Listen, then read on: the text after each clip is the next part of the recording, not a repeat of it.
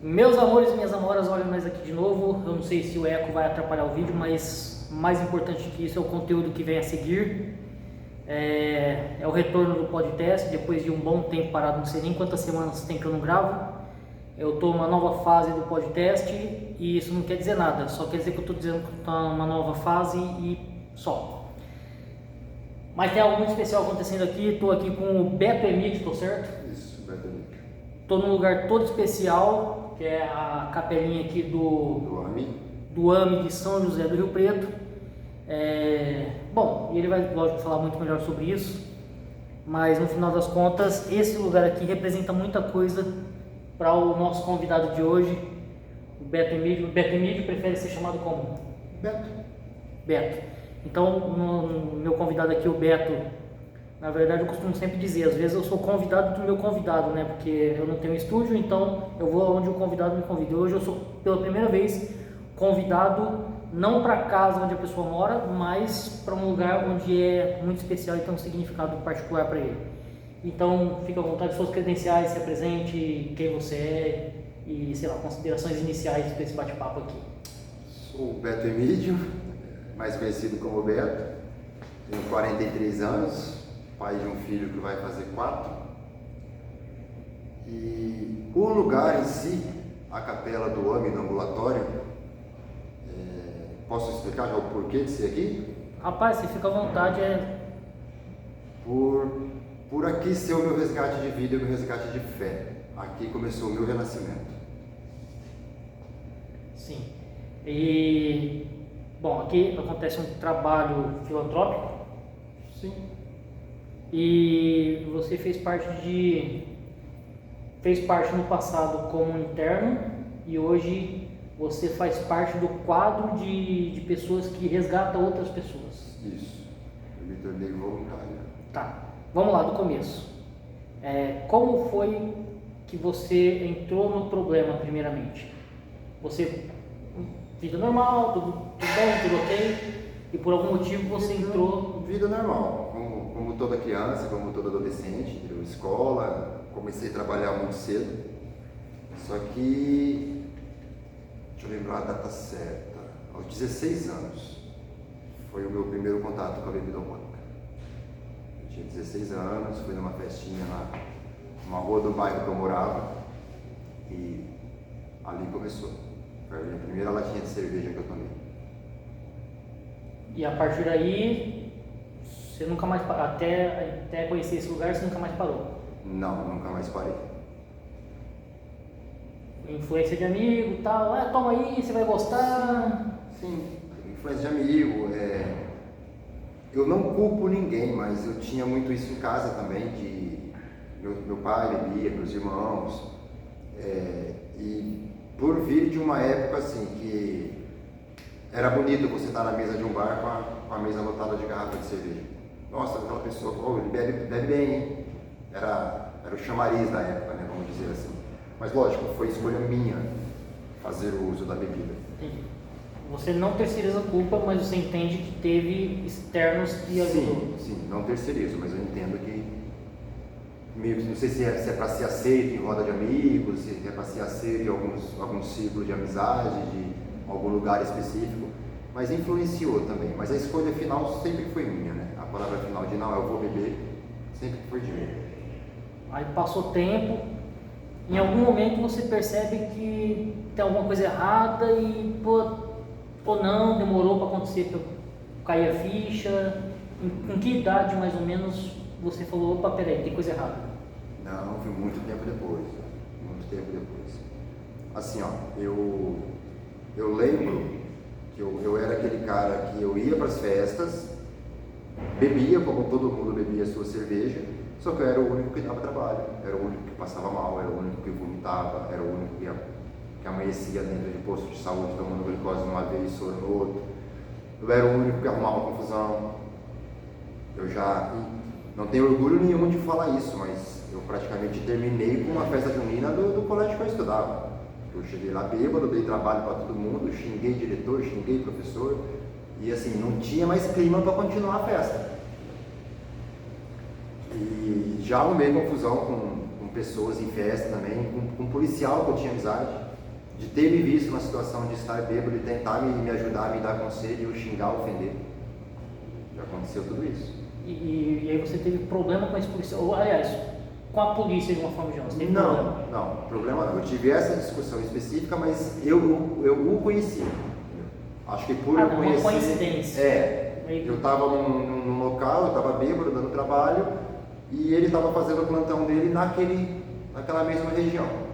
E ele passou, me viu, tentou me dar conselho, eu chamei ele de filho daquela coisa pra cima, mas passou. Dias depois ele me reencontrou e falou, eu entendo, você estava bêbado, mas pô, tenta maneirar. Os conselhos eu sempre ouvia, né, desde a minha adolescência, mas nunca absorvia. Eu ouvia, mas nunca absorvi nenhum.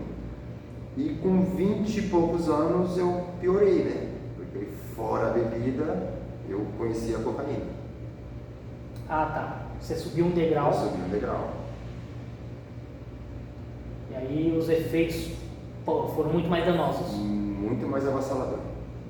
Eu costumo falar assim, quando eu vou nas comunidades terapêuticas dar meu testemunho, que com 16 anos de idade eu permiti que um furacão entrasse na minha vida, que é a bebida alcoólica.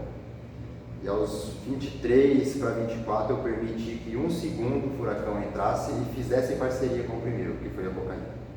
Aí a junção dos dois foi devastadora. Ele foi no organismo, na cabeça, em tudo, no caráter, seu social. no meu social, em desvio de caráter. Não que na época da bebida não tivesse, tinha. Só que foi com piorado. a cocaína, com a droga, ele se tornou muito pior e muito mais frequente. Ao ponto assim de... Minha mãe não podia vacilar com 10 reais em casa, que pra mim era 1 milhão, eu catava. Nunca foi eu. Sempre que ela descobria, Beto, não mãe, não foi eu. Eu nem vi. Nem vi, não estava em casa no momento, mas mentira, foi eu. A maioria das vezes foi eu. Aí você vai perdendo, né? Você vai perdendo o amor próprio, você vai perdendo a tua dignidade, que é a pior coisa do mundo, é você perder a referência de quem você é. Eu passei de ser o Beto da Arprom, que eu fiz Arprom aqui de 91 a 95, eu era até esses dias eu até fiz um comentário numa postagem do Facebook, eu fui o número 11, né, na minha época. Eu deixei de ser o Beto da Arprom, o Beto que estudou na Mira, para me tornar o Noia. Eu perdi a referência, eu perdi meu nome. E isso foram anos, cara. Foram anos. Tá. Então, aí você estava na rua, largado, ferrado. Sim, em situação de rua eu não cheguei a ficar. Ah, Em entendi. situação de rua não. Não chegou a morar na rua. Não cheguei a morar na rua. Só que saía de casa às vezes numa sexta-feira e passava 10, 15 dias fora. Sempre na casa de alguém conhecido, em algum lugar, mas perdi a conta de quantas vezes eu saía de casa numa sexta-feira para trabalhar, já não retornava do trabalho e aparecia em casa 10 dias depois. Entendi. Tá. Em que momento, ou o que aconteceu, qual foi o dispositivo que começou a te tirar disso? Cara, assim, eu venho de um ciclo de amizades, hoje resgatada por essa mudança que eu tive, mas eu tenho um ciclo de amizades que a gente está todos nessa faixa de 40, 40 e poucos anos, e a gente se conhece desde os 10, 11.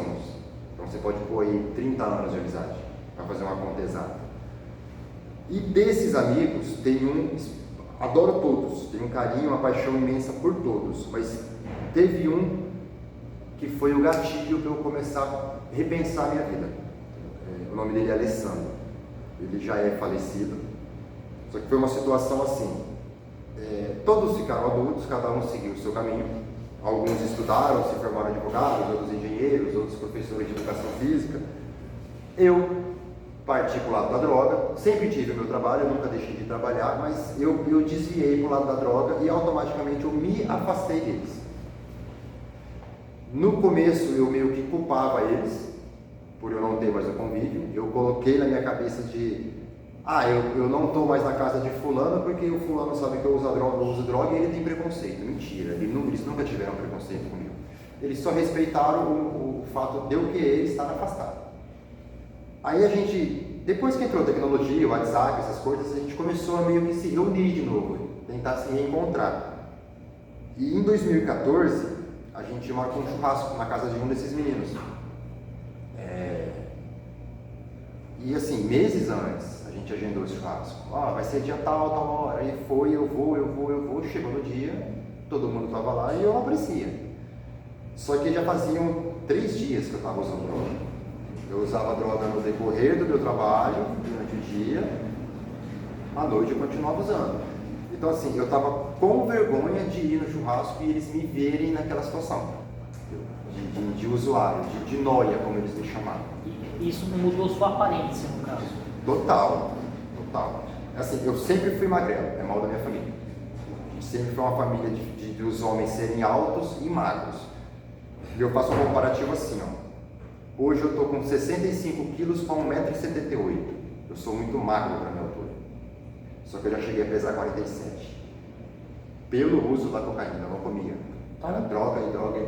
Dá para dizer sem exagero, pele e osso. Pele e osso. Que é o que algumas pessoas no Lar São Francisco falam para mim. Fala, Beto, quando você entrou aqui, você tinha cabeça e joelho só, cara. A gente costuma falar que a cabeça e o joelho não emagrece, é osso puro. E realmente eu cheguei a esse ponto de estar pele e osso. Voltando no churrasco. Aí eles me mandavam uma mensagem só inventando desculpa. Eu não tô em Rio Preto, eu não tô não sei o que. E eles sabiam onde eu morava. E esse Alessandro veio com o Anderson, um outro amigo nosso, e me acharam. E não, cara, vamos, e não sei o que. E eu precisava de uma desculpa. Eu não queria ir. Qual foi a desculpa? Eu entrei em casa, eu inventei um assunto lá, eu discuti com a minha mãe e voltei bolacha da vida. E minha mãe tá pegando no meu pé, ela tá me enchendo o saco, ela não quer me dar o dinheiro que eu tinha que pagar a minha parte do churrasco. E os caras falaram, não, mas já tá pago, a gente pagou a tua parte, a gente só quer que você vá. Eu, não vou. Foi a desculpa que eu inventei, a briga com a minha mãe. Só que eu não tinha a briga, eu criei essa briga. E eu lembro que num certo momento dessa desculpa que eu inventei, o Alessandro parou do meu lado.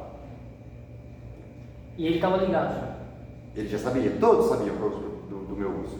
Não tinha uma confirmação pela minha boca, mas eles já sabiam do meu uso. Aí o Alessandro veio, me deu um abraço e falou assim, cara, você sabe do meu problema de saúde, né? Eu falei, sei. O Alessandro era cardíaco, ele tinha um problema no coração, se ele fizesse muito esforço físico, a parede do coração dilatava e ela não voltava na frequência normal. Então, vamos dizer assim, como se fosse um pistão de carro, ele ficava batendo solto. Então, a qualquer momento ele poderia morrer.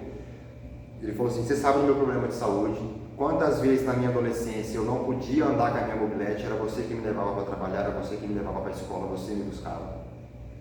Eu falei, eu sei do teu problema de saúde. Ele falou, então, cara, eu posso morrer a qualquer momento e você está gastando dinheiro para se matar. Acorda. Montou no carro e foi embora. Só que, num primeiro momento, eu odiei que ele falou isso pra mim. O negócio de saber que o cara tem razão, mas não... E eu não ter a aceitação. Pode falar palavrão? Se escapar? Que eu lembro que ele montou no carro e foi embora e eu, filho da puta, quem ele pensa que é para falar assim comigo? Ele não tem moral para falar assim comigo, portanto que eu já ajudei ele. Só que eu estava totalmente errado. Na verdade ele estava te devolvendo essa ajuda. Ele estava me devolvendo essa ajuda. Me alertando que eu estava morrendo. Só que nisso, com o passar do tempo, isso ficou, sabe, martelando na minha cabeça. Ruminando, vamos dizer assim, né? Foi. E eu continuei em uso. Eu usava cocaína todo dia. Todo dia eu dava o meu jeito para ter ali pelo menos 2, 3 pinos que eu usava. Virou o ano, passamos de 2014 para 2015, continuei no uso totalmente abusivo. Só que aí começou a afetar o meu trabalho. Eu comecei a perder dias de serviço. Eu precisar de um dinheiro adiantado, procurar o meu patrão, ele, não, o dinheiro está aqui, daqui 2 semanas é teu pagamento, eu desconto. Na semana do pagamento, eu trabalho com produção, na semana do pagamento eu sumia. Aí o cara estava lá com a minha folha de pagamento pronta, com X valor de eu estar devendo, eu não tinha feito metade do valor. Só que mesmo assim ele foi me levando, ele foi aguentando, entendeu? Ele gosta muito de mim, a gente tem contato até hoje, a gente trabalha junto até hoje, né? Ele foi me levando meio que no banho-maria. E setembro de 2015 foi o dia crucial, que eu afirmo com toda a fé que eu tenho no meu coração, que foi o meu primeiro encontro com Deus. Setembro de 2015. Depois de 20 anos fazendo coisas erradas, porque eu faço uma conta lógica. Eu comecei a beber aos 16, aos 24 eu conheci a cocaína, aos 36 eu decidi parar. A minha decisão de parar foi com 36 anos. E foi uma situação assim, ó. Antes de você continuar, você parou de uma vez? Ou parou, continuou, parou devagarzinho? Ou foi um processo? Não. Parei, não uso mais. Não, eu tive rompantes, assim. Eu cheguei a parar semanas, um pouco antes de eu me internar, anos antes de eu me internar, eu cheguei a fazer um acompanhamento no CAPS ali da Vila Mais. Eu cheguei a ficar coisa de 3 meses sem usar. Só que eu não mudava a minha rotina. Eu ia no CAPS, fazia meu acompanhamento, passava na psiquiatra, ela me dava a medicação e eu voltava para o mesmo lugar de origem. Eu voltava para o mesmo boteco, eu voltava a sentar com os caras que eu tinha amizade na biqueira. Eu não mudei a minha rotina. Eu me testava. Eu fazia o tratamento no CAPS, saía do CAPS e eu ia me testar todo dia. Eu aguentei até que 90 dias, eu aguentei muito. Aí teve essa recaída. Nessa recaída, dessa minha primeira tentativa de parar, foi o que me levou para o fundo do poço. Aí o uso passou a ser maior e com mais frequência. Muito maior e com muito mais frequência. E você se olhava, você se via, falando assim, pô, tô fazendo merda. Não. Pra você, não. meio que tava... Não, meio que eu tava normal. A gente, infelizmente, a gente vive muito de status, né? Como eu falei, eu era o Beto da Arpron, o Beto da Mira, depois eu me tornei o Beto metalúrgico, e nessa época de uso, eu já não era mais o Beto, eu era o alemão da Vila Mais. Então meio que tinha um status. Tinha um status por quê? Eu gastava muito. Você tinha uma bala... eu trabalhava, eu fazia... Comprava fiado, dava trabalho para pagar, mas ia lá, pagava, dava meu jeito e pagava. Então eu era um cara que, vamos dar um exemplo assim, se você fosse um traficante que eu comprava droga, você tinha meu ali por mês, 3, 4 mil reais todo mês. Então você ia me tratar bem. O alemão é gente boa, o alemão é parceiro. Então eu tinha essa falsa ilusão, eu sou o alemão da Vila Mais. Só que eu nunca tinha visto que pelas costas, puta, esse nóia tá aqui de novo. Esse nóia tá aqui me enchendo o saco, esse drogado, esse bosta, esse não sei o quê. Eu não enxergava isso. Eu só enxergava a hora que eu chegava lá para buscar com dinheiro ou sem dinheiro que o alemão chegou. Tapinha nas costas é Tapinha legal. nas costas. Muitas vezes tapinha nas costas. Aí voltando para o nosso setembro de 2015. Eu passei o dia trabalhando e usando. Saí do trabalho, passei em casa rapidinho, eu lembro que eu falei vagamente com a minha mãe, e fui pra rua. E eu retornei da rua umas 4h30 da manhã, mais ou menos. Como a minha mãe sabia que eu usava, meus irmãos, minha família, a vizinhança ali sabia, então eu já não fazia muita questão de esconder. Eu evitava usar na frente deles, mas o fato de eu estar alterado, de eu estar drogado, eu já não escondia mais. Já era batido. Já era batido, entendeu? De falarem assim, nossa, olha ele vindo estragado de novo. Só que se tornou uma coisa corriqueira. Nunca me maltrataram, então para mim era normal, eu já não fazia questão de esconder. Só que nesse dia que eu parei no portão de casa, eu fiquei com vergonha de entrar. Sabe, tipo assim, nossa, eu tô muito louco, eu não quero que minha mãe me veja assim. E assim, era a minha casa, quatro casas para baixo era o barracão que eu trabalhava. O que eu fiz? Eu falei, vou descer e vou trabalhar. Entrei no barracão, comprei as torneiras que eu tinha que fazer. Eu tinha droga no bolso. Hein? E estava começando a passar o efeito da droga que eu tinha usado na madrugada. Qual foi meu pensamento? Falei, bom, eu vou usar mais um pouco, eu vou dar aquela despertada, que a cocaína faz isso, ela te deixa elétrico. Falei, vou dar aquela despertada, vou sentar e vou trabalhar. Depois desse pensamento meu, é onde eu falei para você, que foi o meu primeiro encontro com Deus. Eu escutei, tá? Meu filho, já deu, para. Uma voz nítida. Uma voz nítida, igual para nós dois conversando. Meu filho, já deu, para. Mas qual foi a minha reação? Eu olhei em volta. Eu estava num barracão um pouquinho maior que essa sala que a gente está agora, que essa capela. Não há ninguém. Uma caixa de torneira no chão, os maquinários desligados. Eu levei pro lado da droga. Falei, nossa, essa é boa, hein? Tô ouvindo até a voz. Tô escutando coisas, essa é boa. E entrei no banheiro do barracão pra usar. Só que no banheiro eu escutei a segunda vez, só que um pouco mais forte. Meio que se tivesse uma pessoa brava comigo, meu filho, já deu, para. Ali eu comecei a chorar. E eu me recorde, foi a primeira vez que eu chorei por estar usando a substância. Eu já tive arrependimentos de, nossa, o dinheiro que eu gastei essa noite, cara, eu não podia ter feito isso. Mas a motivação dessa vez era outra. Então, peraí, é meu organismo, é meu corpo, é minha mente. Aí nessa segunda vez que eu me peguei chorando, eu falei, não posso fazer isso mais. Eu falei, cara, bem ou mal eu tenho estudo, eu tenho profissão, eu não ganho mal, e eu não tenho um gato para puxar pro rabo. E aí você se virou sozinho no primeiro momento ou foi buscar ajuda? Não, eu fui buscar ajuda, mas eu resisti um pouquinho ainda, porque a gente tem um pouquinho de orgulho, né? Eu não tive coragem de pedir essa ajuda diretamente para minha mãe, eu tive vergonha. Aí eu pedi para uma vizinha da casa da frente, a gente morava onde eu morava na Vila Mais, era a casa da Dona Carmen, o corredor e eu morava no fundo. Aí eu procurei essa Dona Carmen, sentei com ela e contei, Carmen, está acontecendo assim, sabe? Eu lembro que o olhinho dela encheu de lágrimas, ela virou para mim e falou assim, até que enfim você resolveu assumir, né? Até ela já estava esperando esse momento. Ela falou, mas como que eu posso te ajudar? Eu falei, eu quero me internar. Ela, mas tem certeza que você precisa internar? Eu falei, tem. Eu falei, se eu não me internar, eu não vou dar conta. Decisão. Pô. Só que eu também não sabia onde que eu ia ser internado, como buscar uma internação, a quem recorrer. Só que eu fiz o quê? Eu falei com a Carmen para ela ser a ponte até a minha mãe, porque eu tinha vergonha de falar isso para minha mãe. Aí ela falou, não, eu converso com a Maria. Eu voltei para trabalhar e ela foi no fundo de casa conversar com a minha mãe. Eu tô ali trabalhando, deu uns 15 minutos, ela encostou no barracão. Ela falou, filho. Aí, oi, Carmen. Falou, eu conversei com a tua mãe, ela tá lá na tua casa, ela pediu para você subir, ela quer falar com você. Eu subi morrendo de vergonha. Só que a hora que eu cheguei na porta da cozinha, minha mãe estava em pé na pia, chorando já. Chorando.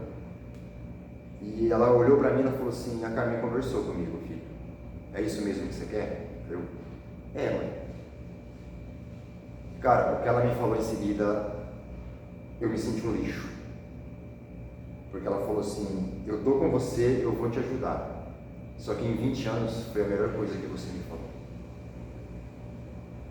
Cara, fazia 20 anos que eu fazia minha mãe sofrer.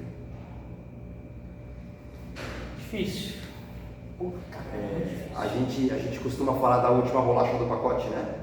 O cara se acha a última bolacha do pacote.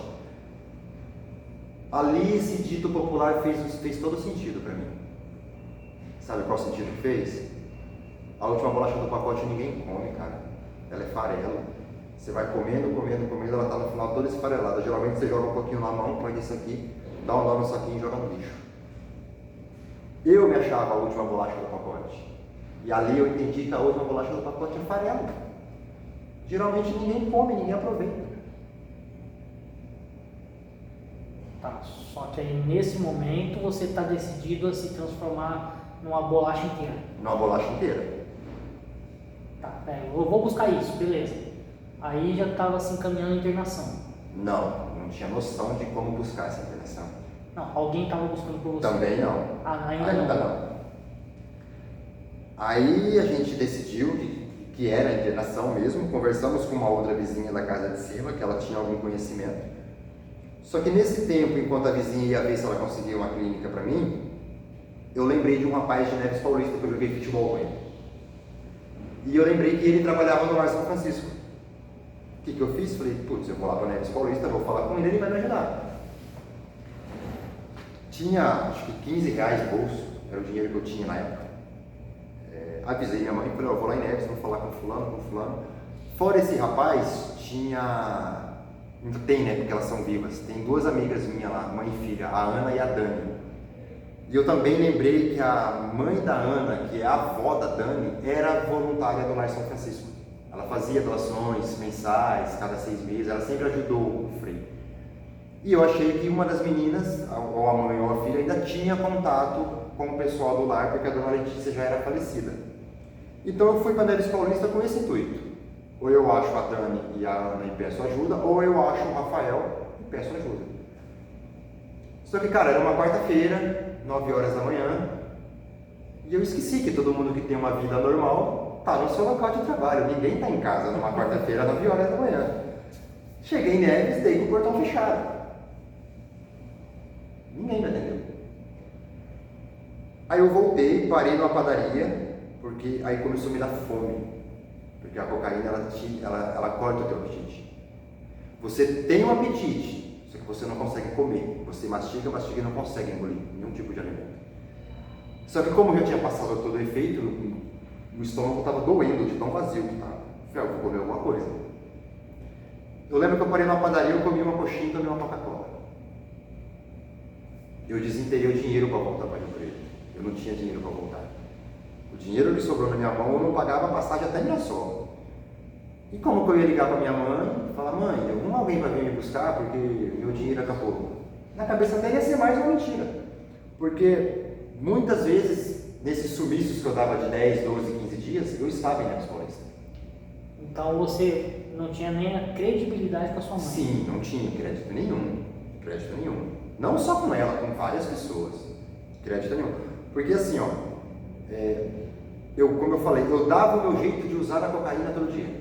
E era sempre com história triste, com mentira. Era mentira em cima de mentira.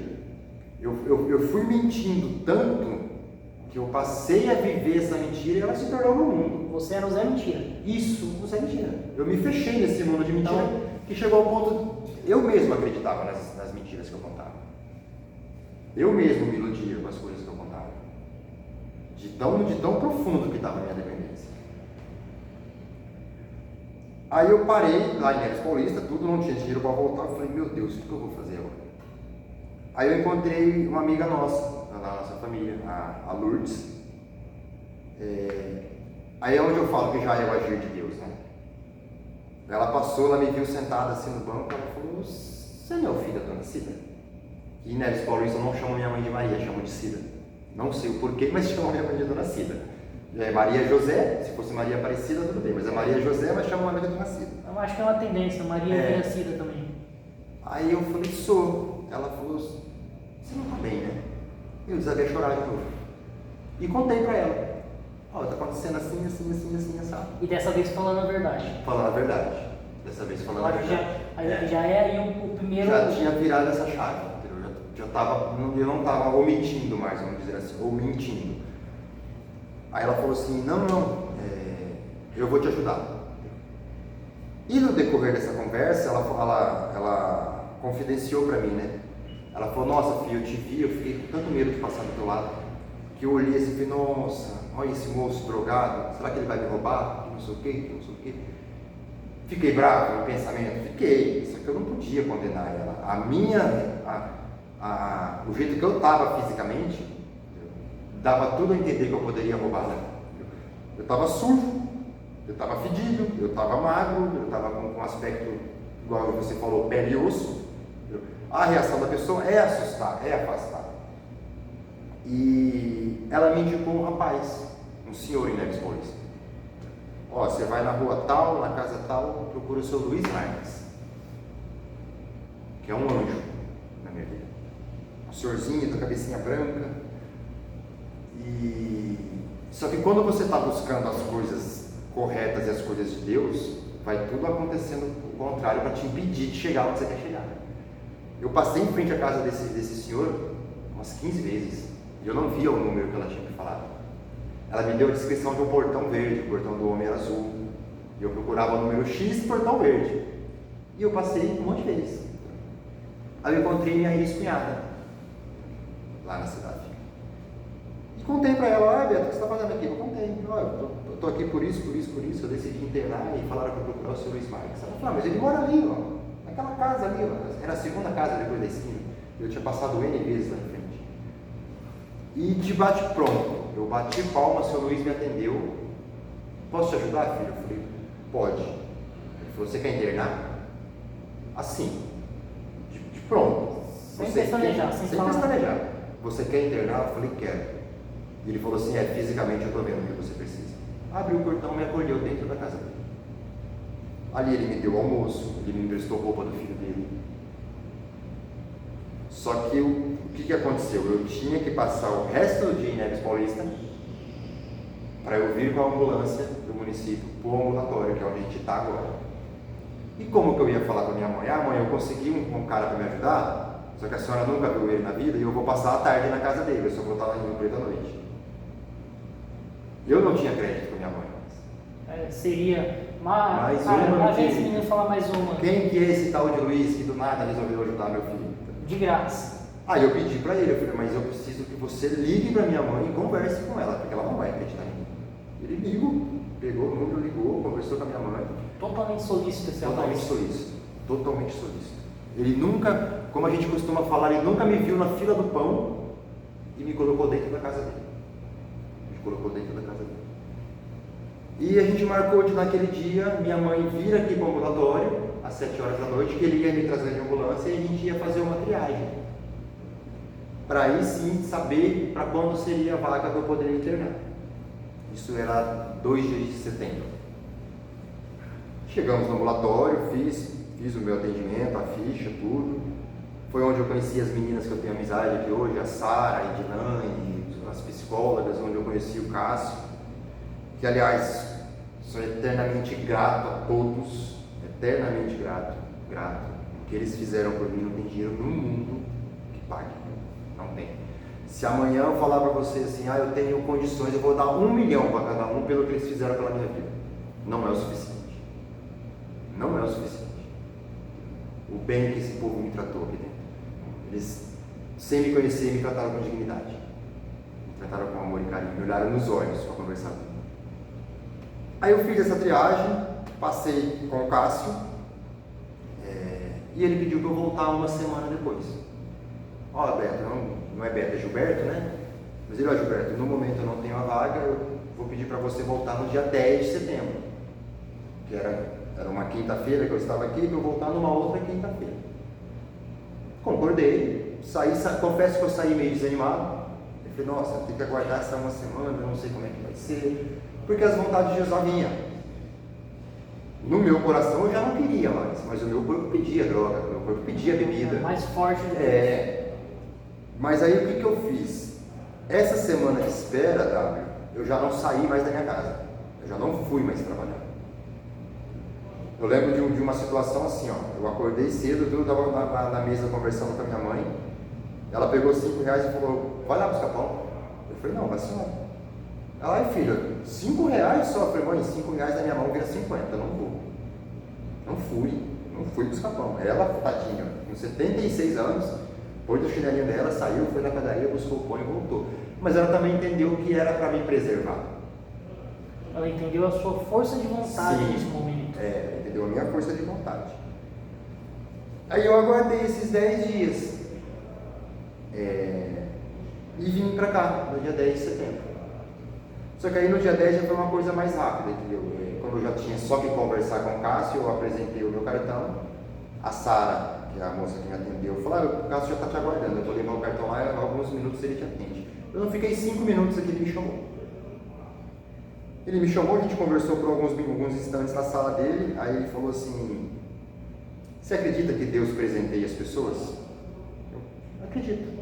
Aí ele virou meu cartão assim, então tá aqui, ele mandou te entregar esse presente, você interna amanhã, que era no dia 11, na sexta. Confesso que eu entrei em choque. Mas eu queria tanto, eu queria muito essa vaga. A hora que a vaga saiu, mas já amanhã? Mas por quê? Te ocorreu o quê? Agora eu entendi que eu vou perder minha liberdade, era isso? Acho que sim. Uma liberdade falsa, mas... Sim, mas até então a minha liberdade. O meu livre-arbítrio. Então, a partir de então, você estava sob o comando de terceiros. Sim. Você falava, não quero, mas eu preciso. Não precisa. É o outro que determina. Sim. Então você acha que por causa disso, talvez... Mas, mesmo assim, aí ele fez toda a orientação. Você tem que estar lá amanhã, entre 8 da manhã até as 3 horas da tarde. E eu lembro que eu falei para ele assim, nossa, cara, porque a gente passou uma lista de pertences que o acolhido pode levar, né? X bermudas, X calças, X camisetas. Básico. O básico. o que está ali para menos, você interna. A mais, o que você levar a mais, volta. E ele me explicou tudo isso, muito bem explicado. Tanto é que já está vivo na minha cabeça até hoje, essa primeira orientação que eu tive com ele. Só que como eu fiquei meio que dei aquela titubeada, tipo, vou, não vou, eu vou dar uma miguezinha aqui para ver se cola, né? Eu falei, então, mas está pedindo 5 bermudas, que eu tenho só 2. Não tem problema, com 2 você interna.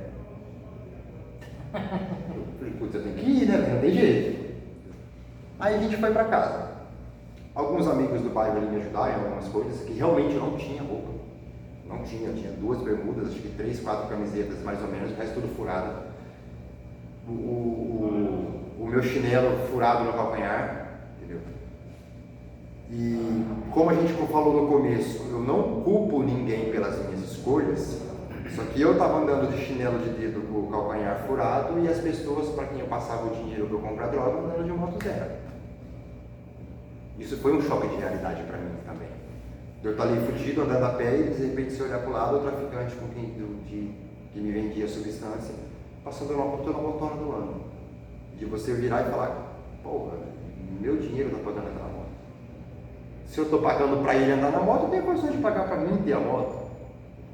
Isso foram algumas coisas que mexeram assim para essa guinada, para essa virada. Aí conseguimos resolver arrumar as coisas para o tão esperado dia 11 de setembro, que hoje eu comemoro como o meu resgate de vida. Não me lembra nada das Torres Gêmeas de Nova York. Passou.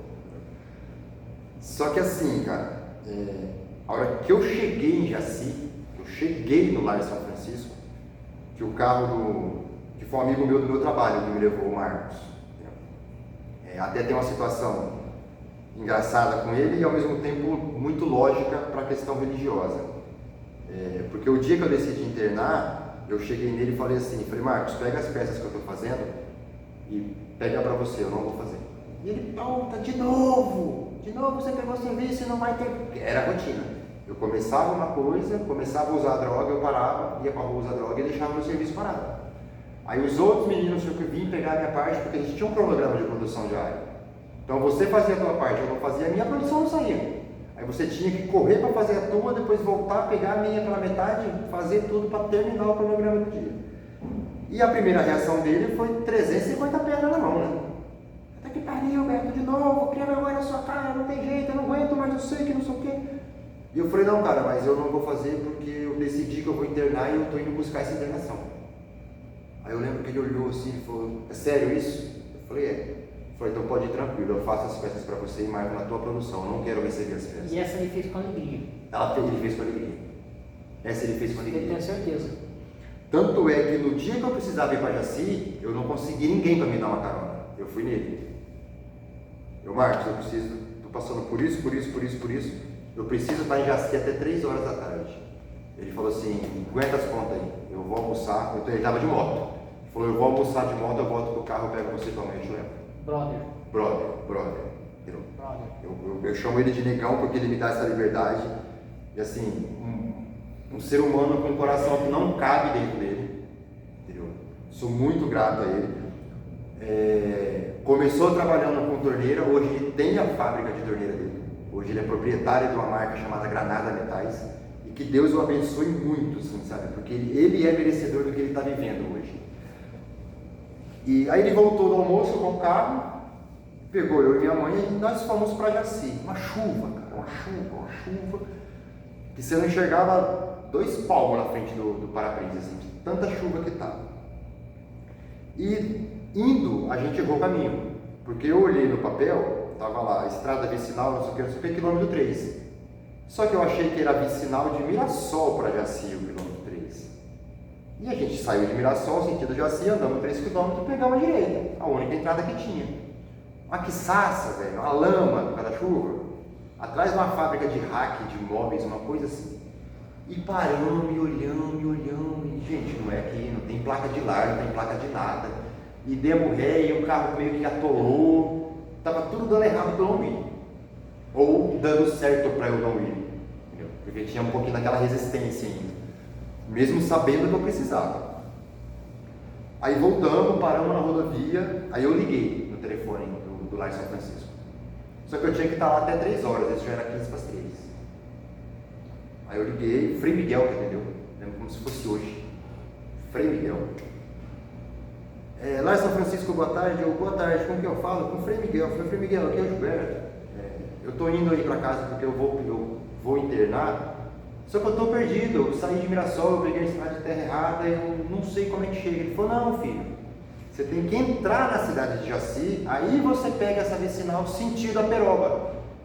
Que aí refrescou a minha memória, porque eu joguei bola aqui na região, então eu ia jogar bola no campo da Peroba, eu ia jogar bola no campo de futebol de Jaci, aí eu me situei. Só que ao mesmo tempo eu fui malandro, eu olhei pro relógio e falei, putz, vai dar 3 horas, era até 3 horas que eu tinha que estar lá. Eu falei, então, mas vai dar 3 horas, eu não chego a tempo. O Frei Miguel falou, não, pode chegar meia-noite que eu te espero. Não tem problema, pode atrasar. Eu tinha que ir. Eu estava inventando desculpas para não chegar e as desculpas estavam sendo quebradas. E fomos. Aí entramos, só que assim, a hora que o carro entrou, ele passou o portão do lar, ali eu me arrependi de verdade. Sabe, de eu começar a olhar assim, ó, e ver mato, seringueira, aquela chuva, lama. Aí eu vi um Frei passando, correndo, se protegendo com uma assadeira de pão na cabeça, que ele estava saindo de um lugar para ir na padaria. Eu lembro como se fosse hoje, que eu olhei para aquele lugar e falei, baixinho, que inferno é esse? Chamei aquele lugar de inferno. Mas, já estou aqui. Pedi informação na sede administrativa de como chegar até na casa de recuperação. Ela me questiona muito isso. Nossa, como que você lembra? Mas quem me atendeu foi a Tamiris, ela era recepcionista na época. Hoje ela não está mais no lar. E eu gravei a fisionomia dela e o nome, porque ela me tratou com tanto respeito. Igual eu falei assim, eu estava pele e osso, mas cheguei ali e pedi informação. Ela me pegou pelo braço, me levou na outra porta, falou, ó filho, você vai descer essa rua de terra aqui até lá no final. Lá no final você vira à esquerda, tem uma capela. A casa de fundo é o alojamento para quem e desci para a casa de recuperação. Paramos o carro em frente à capela. E minha mãe percebeu, né, que eu estava estranho. Mãe é mãe, né? Mãe conhece o filho até pelo jeito de andar, pelo jeito de falar no telefone. Ela não lembra desse momento, mas eu lembro. Ela falou assim, você não quer ficar mais? Né? E não sei te falar o motivo, mas eu não quero. Ela falou, ó, tenta pelo menos. Fica sexta, sábado e domingo. Se você não conseguir, eu venho contra a minha vontade, mas eu tiro você daqui. Mas pelo menos. Aí, por alguns instantes, eu fui aquele Beto lá atrás, que era a última bolacha do pacote. Eu olhei para um Cristo que tem naquela capela, que hoje eu sou apaixonado por aquela imagem. Eu olhei para ele e falei assim, se você não provar para mim que essa bosta funciona, você vai se fuder. Mas eu não quero ouvir que o João passou, o Pedro passou, o Antônio, a Maria. Eu quero ver. Se nesses 3 dias você não mostrar para mim que isso aqui funciona, eu não faço mais nada para você. Eu já não fazia nada para Deus. Só que eu me senti no direito de fazer essa barganha com ele. Se você não me mostrar, eu falei essas frases, você vai se fuder comigo. E entrei na casa de recuperação. Despedi da minha mãe já ali no primeiro momento, né, que eles separam o familiar e acolhido. Vai cada um para um lado. Quanto tempo de isolamento? Meu tratamento inteiro foram exatos 5 meses. 11 de setembro de 2015 a 11 de fevereiro de 2016. Aí nessa sexta-feira, deixa eu voltar um pouquinho mais, para poder fazer sentido com essa sexta-feira que eu quero contar. Muita gente na Vila Mais chegava em mim e falava assim, pô Beto, você parece o Liard, né? Você é igualzinho o Liard. Você é igualzinho o Liard. E aquilo ficava na minha cabeça, caralho, eu pareço o Liard, eu pareço o Liard, eu pareço o Liard. Aí num certo momento, eu tive uma discussão com os meninos da biqueira ali no bairro onde eu comprava droga, pelo seguinte, eu devia droga e eu queria mais droga fiada. Hoje eu entendo que eles não podiam vender, porque, querendo ou não, se eu atrasasse o pagamento, ia sair do bolso deles. Só que na época do vício eu não entendia, eu achava que era má vontade deles. Eu não, mano, eu pago do meu jeito, eu atraso, mas eu venho aqui, eu converso, eu ligo, eu dou satisfação, eu infernizei os moleques. Até que um virou, pôs a mão no bolso assim e falou, ó, Toma essa merda aí. porra, velho, você é chato igual o Liard, velho. Ele sumiu, o espírito dele ficou em você. Isso mexeu comigo. Essa frase, o Liard sumiu e o espírito dele ficou em você. Cara, eu passei anos, isso de anos que eu falo são mais de 4 anos, achando que o Liard estava morto. Porque faz sentido a frase. Sim. O Liard sumiu, o espírito dele ficou em você. E, mano, mataram o cara. Só que aí eu pus isso na cabeça que o Liard estava morto e segui minha vida de uso.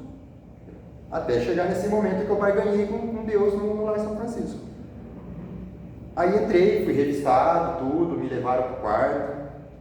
Pra você ver assim, ó, como tudo foi muito bom na minha vida. Minha primeira semana internada foi no quarto 3, cama 23. Eu lembro o número da cama. Subi à noite, jantamos, voltamos da janta. O Márcio, enfermeiro, me levou na enfermaria para ferir minha pressão, essas coisas. Que lá eles fazem assim, eles te acolhem, esperam um tempinho para ver como fica a tua reação na casa e depois ver como é que tá a tua ansiedade, essas coisas. E fui, conversei com o Márcio, ele me medicou tudo, eu voltei para o salão onde a gente estava, que ia ter reunião da Pastoral da Sobriedade, que é o grupo de autoajuda que eu participo hoje, que eu fiz o curso e eu me tornei agente. Lá eu conheci Daniel Stefanini, Fernando Bilac, tudo pessoas que estão na caminhada, sabe assim? Que passaram pelo problema que eu passei, que resolveram mudar de vida e que servem ao próximo. E estou ali, a princípio tudo novo para mim, novo, diferente e chato. Era chato aquela situação. Porque não entrava na minha cabeça um monte de pai de família ali numa sexta-feira, 8 horas da noite, tocando violão, falando que Deus é perfeito, Deus é amor, Deus vai te resgatar da escuridão que você está. Numa sexta-feira à noite, eu olhava para aquilo e falava, mano, esse povo não tem família, vai para um barzinho, cata a mulher, vai dar um rolê, sabe? Assim, vai para um hotel com a mulher, mas deixa a gente aqui em paz. Eu tinha horas de internação, eu tinha 4 ou 5 horas que eu estava ali na casa. Só que era a minha forma de eu me bloquear, de eu me manipular, para na segunda-feira ter um argumento de falar, ó, liga para minha mãe e fala para ela que eu não me adaptei. Não gostei, não é a minha. Porque ela tinha deixado isso. Tenta, se você não conseguir, eu venho te buscar. Aí o Daniel Stefanini fez todo o momento que ele faz na pastoral, os momentos de louvor, fez um momento simples, mas muito intenso de oração. Hoje eu entendo que é intenso, no dia foi chato pra caramba. Para minha surpresa, quem que ele chama para dar um testemunho de vida? Logo de cara você? Não. Ah. O Liard. Puta merda. O cara que eu achei que fazia 4 anos que estava morto. Esses 4 anos que o Liard sumiu, eram os 4 anos que ele estava sóbrio. Entendi. Então ele já estava num momento. Ele já estava nesse processo de recuperação. Ele tinha sido. Ele buscou, o Liard buscou o tratamento dele em 2012. Eu internei em 2015. Então vamos fazer um retrospecto aí. Se o espírito dele ficou, você era ele naquele tempo. Daqui 4 anos você seria ele. E já se recuperando e já. Só que eu entendi pelo lado negativo, de tipo, o cara era tão chato que a gente matou ele e você tá tendo a mesma atitude que a dele. Eu entendi isso no Liard sumiu, o espírito dele ficou em você. Eu entendi isso. De volta, malandro. Que legal. E sabe qual foi o testemunho dele? Pessoal, boa noite. Meu nome é Liard Cassiano Reis. Eu vim contar para vocês o que Deus fez na minha vida. Aí ele foi assim, ó. Me viu. E vai fazer na vida de um grande amigo meu. Me contou a história dele. No final ele me deu um abraço. Senhor, falou baixinho no meu ouvido, Senhor, obrigado por ter trazido ele para cá. Ali eu entendi que eu tinha que ficar, né? Puta, tudo bem amarradinho. Eu pedi para Deus, 4 horas da tarde, eu pedi para Deus me dar uma prova que eu tinha que ficar ali. 8h30 da noite ele me mandou Liard. 8h30 da noite ele me mandou Liard. Aí, nesse momento você falou, ok. Ok. É isso. É isso. Vamos lá. Uma coisa que eu quero entender aqui, a gente ouve muito falar de ciclo. O que vem a ser o ciclo? Ciclo. Ciclo é o período que a gente fica dentro da casa de recuperação.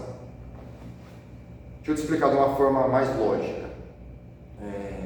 Numa comunidade terapêutica que não faz parte do Lar São Francisco, a pessoa fica lá 30 e poucos dias e um domingo por mês tem a visita familiar, certo? A família vai lá um domingo por mês, fica ali das 10 da manhã às 4 da tarde com seu filho, com seu marido ou quem esteja internado.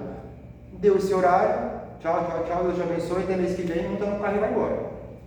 O Lar São Francisco faz ao contrário. Aí é onde entra o ciclo. Ciclo é o período que a gente fica lá dentro. Tem ciclo de 30 dias, de 33, de 40. Agora, para você entender, no final de cada ciclo, que seria o mês, ao invés da minha mãe ir lá no domingo e passar o domingo comigo, o ciclo sempre termina em uma sexta-feira. Minha mãe vai na sexta-feira, me pega, me traz para casa, eu fico a sexta, o resto da sexta-feira, o sábado e o domingo com a minha família. E na segunda-feira eu retorno para a comunidade. O Lar São Francisco faz essa ressocialização ao contrário. Tá. E qual dos dois formatos você acha que funciona melhor? O do lar. O do lar. Essa liberdade com responsabilidade. Por quê? Porque a gente não vai ficar morando lá. Uma hora a gente vai ter que voltar para casa. Então a gente vai trabalhando isso. Faz sentido. A gente vai trabalhando isso. De você voltar a cada 30 ou 40 dias para o teu convívio, para onde você vai ter que voltar no final do tratamento. Bacana. Beto, agora eu acho que a parte mais importante dessa conversa, eu acho que eu acho que é por causa dessa conversa, é esse momento da conversa que me traz aqui para querer falar. Como que é o processo para você deixar de ser um interno e passar a ser um colaborador?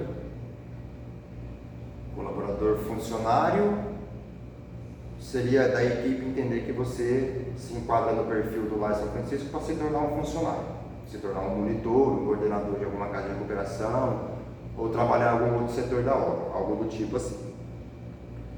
Mas no meu caso, eu não sou funcionário do Lar São Francisco, eu sou voluntário. E a minha forma de se tornar voluntário é simples e ao mesmo tempo gigantesca. Gratidão a Deus e ao Lar São Francisco. Gratidão a Deus e ao Lar São Francisco. Mas até para ser voluntário, você também depende de alguém olhar e falar, tem condições. Lógico. Sim, e ao mesmo tempo não, né? Porque se torna uma coisa assim. Hoje eu participo das coisas do Lar São Francisco, eu participo dos retiros religiosos, que é o que a gente chama de acampamento Vida Assim. Participei por anos do acampamento dos funcionários, que o nome é Fermento na Massa. Só que assim, uma coisa que é regra no Lar São Francisco, o que me torna apto a estar participando das coisas lá dentro, a estar voluntário, é eu estar sóbrio. É o estar limpo do uso, o popular limpo. E nesse quesito não dá para enganar. Não dá para enganar. Não dá. Puta, hoje falhou, só que eu vou lá, ninguém vai perceber, não tem isso. Percebe. A tua atitude muda, a tua postura muda. É automático, a tua postura muda. E essa parte desse voluntariado que eu faço, são os dois lados, né, do meu voluntariado. É o lado de estar servindo eles lá dentro, de estar ajudando num acampamento, de estar ajudando numa festa do milho. A gente ficou alguns anos sem fazer por conta da pandemia, mas eu participei da primeira festa do milho em 2016. Foi um prazer imenso, assim, sabe, de participar do bastidor dessa obra, de ver a moça coordenadora abrir um mapa assim na minha frente, ó, e falar: Beto, esse aqui é o Parque do Milho, me ajuda a montar as barracas. E você passar ali um mês e meio ajudando a organizar tudo, e depois do dia, no domingo, você sobe numa escada, olha por cima e você vê que está tudo montado, está tudo funcionando. E que você participou, você ajudou. Nem se for para carregar um parafuso, mas você ajudou. Isso é muito gratificante. E eu faço a outra parte, que é ajudar as pessoas a buscarem essa mudança, a buscar esse tratamento. E hoje você se enxerga nessa rapaziada que está chegando agora? Sim. Cheio de problemas, cheio de alguns com resistência. Muito. A resistência deve ser uma situação comum, imagino. A resistência é corriqueira, é normal. A resistência é normal. Tanto para a busca da ajuda, quanto depois que está internado, num primeiro momento, assim, num primeiro ciclo, vamos dizer. Sabe o que eu vejo? É assim, é importante que a pessoa que recebe o drogado, o cara que está, infelizmente, ainda está sujo, né? Você fala limpo, então seria sujo? Em uso. Está indo no sujo, não é a palavra adequada. Tá, então o sujeito que recebe esse atual ainda dependente, eu acho que é o adequado ser alguém que passou pelo processo. Sim. Porque você falou bastante no começo da conversa, do respeito, da forma como foi tratado, o pessoal me olhou no olho, você falou várias vezes isso. E eu acho que você é um cara que, por ter vivido tudo isso, não que se você não viveu isso, você não vai tratar ninguém bem, não é isso. Mas eu acho que você tem a empatia que te coloca na condição de alguém que vai entender bem. Sim. É entender e atender bem. Isso. Então o sujeito vai chegar lá, por mais que o cara esteja loucão ainda, sob efeito, ou um pouco recém-passado, você vai olhar e falar assim, ok, eu entendi o processo, venho pra cá e abraço o cara. Sim. Teve uma situação que aconteceu aqui no ambulatório, um rapaz que ele tinha ficado internado comigo, ele saiu de alta, ele se tornou funcionário do Lar São Francisco, e ele conheceu um rapaz em situação de rua aqui num semáforo aqui da empresa. E ele me mandou uma mensagem no WhatsApp. Eu conheci fulano, assim, assado, e eu ofereci ajuda, ele falou que quer ir no ambulatório, só que eu não sei como fazer, você me ajuda? Eu ajudo. E eu vim aqui no ambulatório. Eu entrei com esse rapaz, olhei para o lado assim e falei, cadê o menino que você trouxe? Ele falou, Beto, ele está lá fora, sentado na calçada, Papai Noel passando. Ele está lá fora, sentado na calçada, porque ele está todo sujo, ele está com vergonha de entrar. Eu falei, não, mas ele precisa entrar. Ele traz ele aqui, faz ele tomar um suco, comer um lanche. E eu fui lá fora. Tudo bem? São todas lá da casa de recuperação, são todas de Mirassol. Estou dando uma entrevista. Aí ele falou assim, não, ele está sentado lá fora, do lado da lixeira, ele não quer entrar, ele está com vergonha. Eu fui lá, eu falei, você que é o fulano? Eu sou o que o ciclano trouxe para internet? Ele falou, foi. Eu falei, entra lá, vamos tomar um lanche. Não, o jeito que eu estou todo sujo. Cara, foi automático, eu peguei ele na mão, levantei e dei um abraço. Abracei e falei, não, você vai entrar. Não, eu falei, você vai entrar, você vai comer. Quando você dá esse abraço, é o contato mais próximo possível para ele entender que não tem mais limite de proximidade. E aí ele entrou, comeu, fizemos a triagem dele, o Cássio fez a orientação, levamos ele para a casa de recuperação, ele concluiu o tratamento. Meses depois ele foi dar um testemunho de vida, eu estava presente no dia do testemunho dele, e para minha surpresa, ele falou, é a primeira vez que eu vou falar isso na frente de todo mundo. O que fez eu levantar no ambulatório e entrar para buscar a minha internação foi o abraço do Beto em mim. O Beto não teve nojo de eu estar pedido. Só que eu entendo, W, que não foi eu que abracei ele, eu só fui um canal, foi Deus que abraçou ele. Não virei santo. Mas Deus me usou para acolher aquele menino. Deus me usou para acolher aquele menino. Porque assim, se eu não tivesse passado por todo esse processo, se eu não tivesse tido toda essa conversão, todo esse meu resgate de fé, o Beto lá de trás não teria agachado para abraçar ele. Sujo, fedendo, sem banho, eu não teria. E aí eu vou retornar uma fala sua. Você é a última bolacha do pacote. E hoje não. Hoje não. Hoje você abraça qualquer pessoa. Qualquer pessoa. E isso é bom. Para você e para a pessoa. Isso me fortalece de um tanto, cara. Mas de um tanto. Tanto é que assim, teve situações aqui no ambulatório, eu passar meses só trazendo o paciente para acolher, pessoas que me pedem ajuda em rede social, que ficam sabendo da minha história, E ai, cara, ó, eu lembro de você em época tal, hoje eu tô te vendo bem. Você ajuda meu pai, você ajuda meu filho, você ajuda meu irmão. Vamos falar de número. Primeiro, quanta gente já passou pela sua mão e através de você veio para cá? Você não consegue mensurar. Não faço ideia. Mais de 100? Sim. Mas preciso? Um número preciso? Um número exato? Não, tem. para ter uma noção. Mais de 100. E assim, dessa gente toda, quantos têm contato até hoje? Porque eu acredito que uma parte dispersa, isso é natural. Mas, lógico, não estou falando em número exato não, tá? 70 pessoas, não é isso. Quantas dessas pessoas permanecem e, igual você, se torna parte do cenário? E quantas dessas pessoas, em média, esquece tudo, de repente até volta para a situação anterior? Cara, assim, ó, que eu mantenho contato, que eu posso dizer diário, dessas pessoas, dessa conta exata de 100 que a gente fez, mas sem saber se é esse o número mesmo, eu mantenho contato com uns 15. E esses 15 estão sóbrios, eles estão limpos. Tá.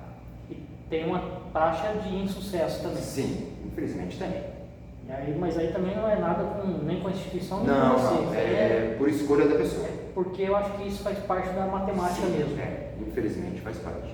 Não são todos que conseguem caminhar. E aí, eu vou chamar isso de recaída invertida. O cara voltou para lá, ele tem uma recaída para cá? Acontece isso? Para buscar ajuda de novo? Pela segunda tentativa, terceira, quarta, sei lá. Tem. Eu não vou citar o nome, mas tem um rapaz que só eu, nesses 7 anos, eu trouxe ele 15 vezes. Dele eu lembro do número exato. 15 vezes. E se amanhã eu precisar da 16ª, eu trago de novo. E como ele está hoje? Sem identificar, lógico, não sei. mas... Sumiu. Ah, tá. Aí, infelizmente, é uma coisa assim, geralmente quando some, infelizmente a gente não torce, mas é questão de tempo para chegar uma notícia negativa. A gente jamais torce para que o negativo chegue, mas infelizmente é questão de tempo para essa notícia negativa chegar.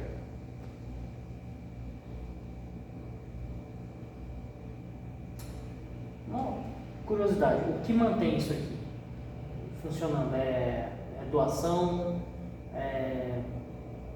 Verba de governo? É doação, é verba de governo. É de tudo um pouco. É de tudo um pouco.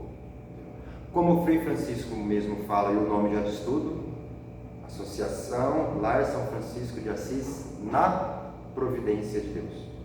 Deus providenciou, não importa de onde vem, é importante que venha. Não porque não tem milagre. Não tem. Eu quero que funcione. Não vai. No instalar de Deus não vai.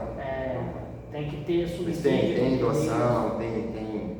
Não sei de falar números nessa questão política, nessa questão de verba parlamentar, vamos dizer assim, não sei de passar números, mas eu sei que tem, que a casa tem. Nem quero entrar nesse âmbito também. É só um entendimento para entender em que momento que o cidadão comum consegue entrar para ajudar, mesmo que ele não entre fisicamente. Sei lá, o cara tá vendo esse vídeo, deu vontade de ajudar, o cara consegue chegar aqui. Consegue fazer algum tipo de doação. Ser um mantenedor Sim. Tem várias empresas que, eu acho que o nome certo é empresa amiga, uma coisa assim, que acho que um X valor de um rendimento anual ou mensal, uma coisa assim, é repassado por lar, sabe? Tem bastante parceria nesse ponto, tem bastante empresas que ajudam lá em São Francisco. As pessoas de Jaci mesmo ajudam muito, porque assim, ó... Essa festa do milho, que eu entendi, parte é revertida para cá. A festa do milho é feita para manter as obras do lar. Não é que parte é para isso? Não, a festa é para isso. A festa é para isso. A festa ela é feita uma vez por ano, geralmente cai entre abril e maio. São 2 domingos no mês só. São 2 dias no ano que tem a festa. E a arrecadação dessa festa é destinada para manter as obras do Lar São Francisco. Porque é mais de 80 obras, né, cara? Não é só o ambulatório e a casa de recuperação em Jaci. É o ambulatório que é 2 casas de recuperação em Jaci, casa de recuperação em Itabapuã, O Bom Prato de Rio Preto é o Lar São Francisco que administra, é a Casa de Recuperação Estrela do Oeste, é a Casa Feminina em Santa Fé do Sul, é a Santa Casa de Aparecida, é o Hospital São Francisco lá no Rio de Janeiro, onde o Papa teve. Caso alguém queira contribuir, tem algum contato? Procura alguém aqui pessoalmente? Tem contato. Depois a gente deixa, depois a gente coloca na descrição. Vou deixar na descrição do vídeo. Tem o contato lá da sede administrativa, tem tudo certinho. Bacana. E é uma coisa assim, ó, que a gente vê o resultado, tá? O lar tá aí há 37 anos salvando a vida. Tem isso também. Muitas vezes as pessoas querem ajudar, querem contribuir, vai falar, não tem um pé atrás, não sei. E aqui a gente entende que funciona. E que, igual você falou, apresenta resultado. Apresenta resultado. Como eu te falei, o que nos permite estar fazendo as coisas dentro do Lar São Francisco é o resultado, é você estar sóbrio. Não que se você recair, eles vão fechar o portão para você, jamais. Eles vão te acolher de novo. Só que você vai ter que fazer o processo da recuperação todo de novo, concluir o teu tratamento, receber a tua alta para voltar a ser um voluntário. Então assim, hoje ontem fez 7 anos e 2 meses que eu estou limpo. Só que o Liard, que eu dei como exemplo aqui, que foi a prova que eu pedi para Deus, e graças a Deus, Deus mandou ele, o Liard está mais de 12, ele tem mais tempo do que eu. Tem o senhor Estrela do Oeste, ele está mais de 30. Tem pessoas aqui em Rio Preto que está 20. É uma contagem contínua, diária. Cara, eu conto diariamente. Eu conto. Eu não sei os outros. Mas eu conto. Sabe por que eu conto? Porque eu não me via sem a droga da API. Para mim, é uma vitória diária. Só eu sei o que eu passei durante aqueles meus 20 anos de uso na dependência. Eu imagino. Só eu sei o que eu sofri, só eu sei o que eu fiz a minha família sofrer, só eu sei o que eu fiz a minha mãe sofrer. Minha mãe está ali fora. Hoje ela é uma senhora de 86 anos. E eu vi ela, eu tenho a impressão que hoje ela tem muito orgulho de você. Deve ter tido muita vergonha, Sim. não acredito, mas hoje ela tem muito orgulho de Muito você. orgulho. Fala, esse é meu filho e olha o que ele faz. E assim, e essa questão de eu decidir ajudar as outras pessoas, foi durante os meus 4 ciclos dentro da casa de recuperação. Porque assim, ó, é uma coisa que eu sempre deixo muito bem claro para todo mundo. Se você pegar algum coordenador do meu tratamento na minha época, algum psicólogo, alguma coisa assim, ou os freis da época, que eram o Frei Miguel e o Frei Agostinho, se você falar, ai, Frei Agostinho, eu conheci o Beto Emílio, como que foi o tratamento dele? Nossa, o Beto foi um menino bacana, um menino respeitoso, um menino exemplar. Beleza, respeitei. Só que, cara, eu dei um trabalho. Eu só não fazia alarde. Eu só não era aquele cara que saía do quarto gritando, eu quero ir embora, isso aqui, eu não quero comer esse feijão, eu não quero. Não. Mas no bastidor, eu dei meu trabalho. Eu dei. Tanto é que a dona Carol, doutora Carol, né, que foi minha psicóloga durante o meu tratamento, hoje ela não está mais no Lar São Francisco. Mas uma das últimas vezes que eu encontrei com ela, ela estava com os fios brancos de cabelo, né? E ela é branquinha do cabelo preto, e estava aquele tufinho branco assim. Ainda eu brinquei, eu falei, ixi, tá ficando velha, hein? Ela falou, então, isso aqui eu batizei de Beto Emílio, viu? De tanto trabalho que você me deu. Foi brincar com ela, te devolveu a brincadeira. Só que ao mesmo tempo, é muito gratificante você ouvir dela assim, ó. Mas eu estou muito orgulhosa do trabalho que eu fiz com você, porque eu estou vendo o resultado. Eu estou vendo que deu certo. Eu estou vendo que você luta todo dia. Porque em momento algum eles falaram para mim que ia ser fácil. Show. Em momento algum, ninguém na casa de recuperação falou, ó, toma esse comprimido que a partir de amanhã você vai virar santo. Você vai ser outro. Não. Pelo contrário, todos falavam, cara, vai ser sofrido. E se não for sofrido, você não vai dar valor. Quase todo dia eu tinha vontade de vir embora. Tá. Cara, acho que já bateu no teto aqui de tempo, mas eu quero finalizar. Eu acho que se deixar 3 horas conversando com você, cara. A gente faz mais. Mas quero finalizar, pelo menos esse de hoje, falando do exemplo. Porque assim, há quem diga que, o cara foi drogado e quer ser mencionado como exemplo porque Não, na verdade vai ser o exemplo de que a droga não faz tão mal assim que ele pode se recuperar. E eu vejo exatamente o contrário. Eu acho que você é exemplo para quem já está na situação de dependência e tudo mais. Para esse cara olhar para você e falar assim, não, ele conseguiu, pô, eu também posso. Sim. Eu consigo sair fora disso. Sim. Então, eu acho que o exemplo maior é o da recuperação e não o da época. Não. Acho que nem dá para falar de exemplo. Não é exemplo, né? Igual eu te falei, eu passei. Exemplo negativo, vai. Eu deixei de ser o Beto da Airpron, o Beto do Amira para virar o Noia. De ter situações de eu chegar em alguns lugares e de ser anunciado assim, meio que escondido, ó, o Noia tá indo aí na tua sala. Você chegou a ouvir isso? Cheguei a ouvir. Só que sabe por que não me incomodava? Porque aonde eu estava indo, eu ia sair com dinheiro para poder comprar droga. Então, não me incomodava. Só que hoje eu volto nesse mesmo lugar. E sabe como que eu sou anunciado? Eu até dou o nome do lugar, é na Câmara Municipal. Comigo não tem, o vieram me falar para mim não existe, eu dou o lugar. Sabe hoje como que é? O vereador, o Beto do Lar São Francisco está aqui. O Beto da Pastoral da Sobriedade chegou, o sorteio era marcado com ele. Voltei a ter nome. E você é respeitado. Sim. Show. Então é isso.